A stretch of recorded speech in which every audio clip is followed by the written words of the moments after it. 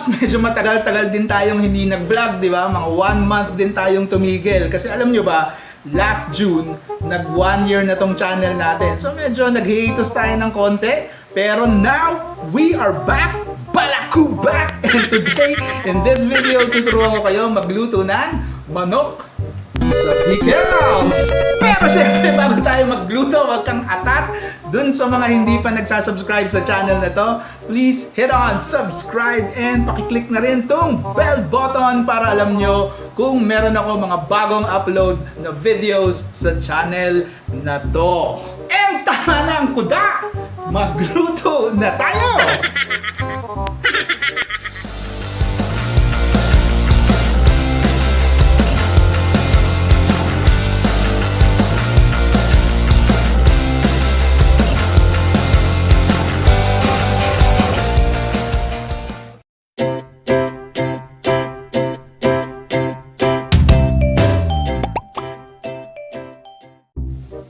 So ano ba yung mga sangkap na kakailanganin natin para mabuo natin itong manok sa pigas natin? Siyempre, ang unang-unang kailangan natin is chicken! Kailangan natin ng chicken. So, ako ang binibili ko is puro thigh legs kasi I am not a breast person. So, gusto ko yung legs.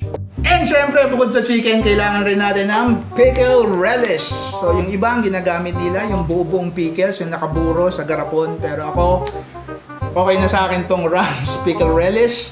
So, ito ang gagamitin natin para dito sa manok sa pickles natin. Of course, after nung pickles, meron rin tayong sibuyas. Sibuyas na pula yung gagamitin natin dito. Meron rin tayong garlic. And of course, meron rin tayong tomato. So, yung iba ang ginagamit nila tomato sauce. Pero ako dito sa manok sa pickles ko, mas trip kong gumamit ng fresh tomato versus yung tomato sauce na processed. Okay? At ano pa ba yung mga ibang ingredients na gagamitin natin? Siyempre, kailangan rin natin ng papa ketchup. Buti pa ang ketchup, may papa, ikaw wala. And then, siyempre, meron rin tayong patis. Meron rin tayong asin. And then, of course, sugar para tumamis ang buhay natin. Lagi kong sinasabi sa inyo yan. So sugar, kailangan rin natin dito sa manok, sa pickles natin. At kung nagtataka kayo kung nasan si paminta dito sa manok sa pickles natin, hindi ako gumagamit ng paminta kasi yun yung nakasanayan ko. Namano ko lang tong recipe na to sa tita ko eh. Pagka nagpe-fiesta sa Pateros, palagi ko natitikman to. Pero hindi chicken yung ginagawa niya, itik. So ang alam ko, hindi siya naglalagay ng paminta. So, kinalakihan ko, pag nagluluto ako nitong manok sa pickles, hindi ako naglalagay ng paminta. Although, kung gusto nyo, trip nyo yun, di lagyan nyo. Alright, so let's do our first step. Ang unang-unang gagawin natin, para mabuo natin tong manok sa pickles natin, is to marinate the chicken. So, saan natin siya ibababad? Ibababad natin siya sa patis. So, gagamitin na naman natin itong mahiwagang jigger natin o itong mahiwagang shot glass natin. And then, parang sa tinola, ang ginagawa natin is binababad natin sa patis itong chicken natin. And of course, pagkatapos ng patis, syempre, dadagdag natin sa mix yung pickles natin. Okay. So, yung pickles, depende sa iyo kung gaano mo gusto marami. Yung iba, isang damok-mok na pickles ang ginagamit para lasang-lasa. Pero ako, okay na sa akin yung isang plastic na ganito, isang sachet na ganito, ng Rams na pickles. Ayoko kasi ng sobra rin asin. So, last, after nung pickles natin, lalagyan rin natin siya ng konting asukal. So, mga 2 teaspoon ng brown sugar. So, halu-haluin lang natin siya. So, maghahalo yung asim ng pickles at saka yung tamis ng sugar And of course, yung alat ng patis natin. So, halo-halo na siya dyan. So, ang gagawin natin, i-marinate lang natin siya ng 1 oras. Kung gutom na gutom ka na. Pero kung hindi ka pa naman gutom, i-marinate mo ng mga 2 oras or 3 oras para mas malasa yung manok natin. Okay, so now, syempre, mag-start na tayo magluto. Ang unang-una natin gagawin is isaksak itong induction cooker natin. And then, let's turn it on. And gaya ng nakagawin natin, syempre, kailangan natin magpainit ng canola oil sa wok natin o dito sa kawali natin. Kung trip nyo yung star margarine, pwede rin. Yung iba kasi ang ginagamit dito is star margarine, yung mantikang ginagamit nila or yung fat na ginagamit nila. Pero ako, okay na ako sa canola oil. Okay, Dok, syempre pag mainit na yung mantika natin, pwede na natin simulang igisa ang ating pulang sibuyas.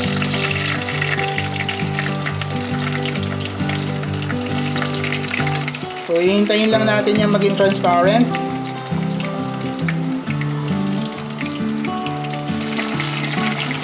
And pag naging transparent na yan, pwede na natin isunod yung garlic natin. Alright, so pwede na yung garlic.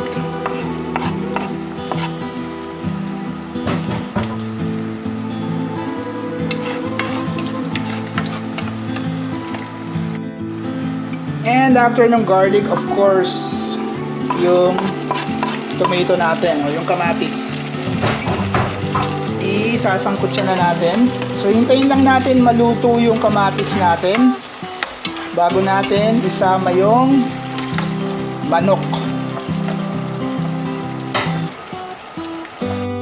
And of course, pag nakita natin medyo luto na yung kamatis natin, so lapit na siyang maluto, pwede na natin isalo or isama yung manok natin sa mix. So, manok lang muna ang isasangkot siya natin, hindi muna natin sasama yung marinade niya. So, gisa lang muna natin yung manok, tapos palabasin natin yung juices ng manok bago natin isama tong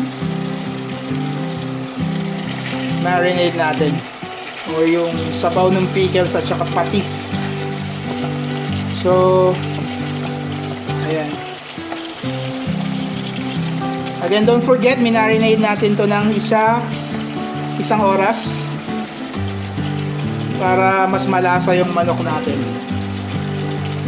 Or kung may time pa kayo, gawin yung 2 or 3 oras yung marinade nyo. Or maybe, mas okay kung 24 hours na yung marinade. Diba? Lagay nyo lang sa ref.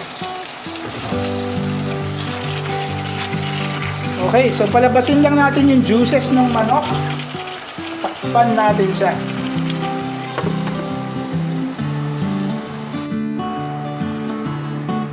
Alright, so balikan na natin yung chicken natin. Ayan, so nakikita nyo,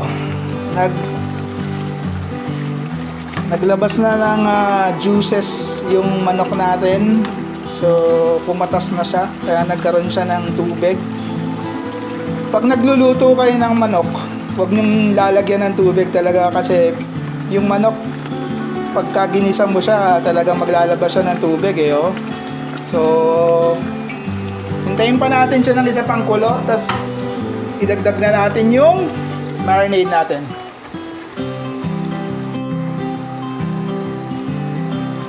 Alright, at this point, wow, medyo nasunog yung brown na yung balat ng manok natin.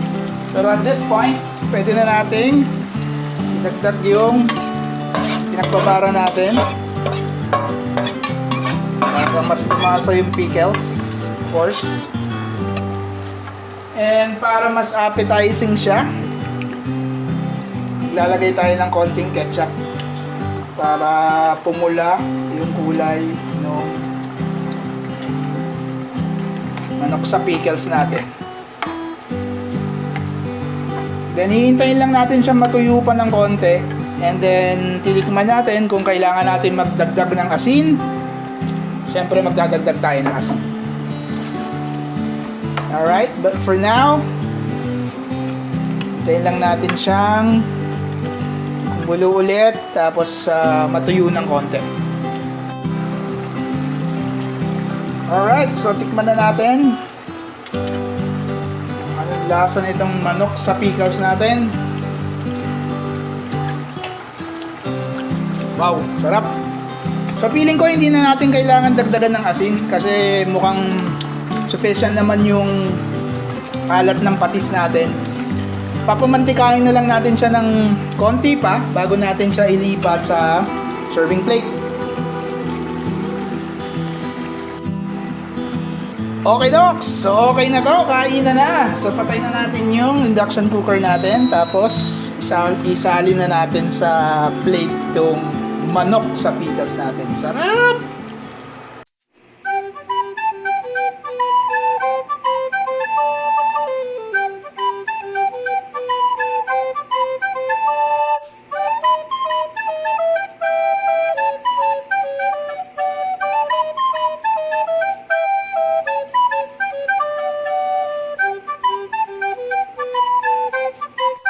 You have it, ganun lang kasimpleng magluto ng manok sa pickles. Yun nga, isang simpleng dish na kayang-kaya nyong gawin sa bahay nyo, pero napakasarap. So ang hamon ko sa inyo is lutuin nyo and then comment down below. Let me know kung gaano kasarap yung experience nyo rito sa manok sa pickles. Alright, so hanggang dito na lang tayo. Thank you for watching. Isang taon na tayo mga Popsi. So sa mga nakasubscribe sa channel na to, maraming salamat. Dun sa mga hindi pa nagsasubscribe, mag-subscribe na kayo para makakuha nyo na. Alright, so always remember, good food, good people, good times. Spread the love!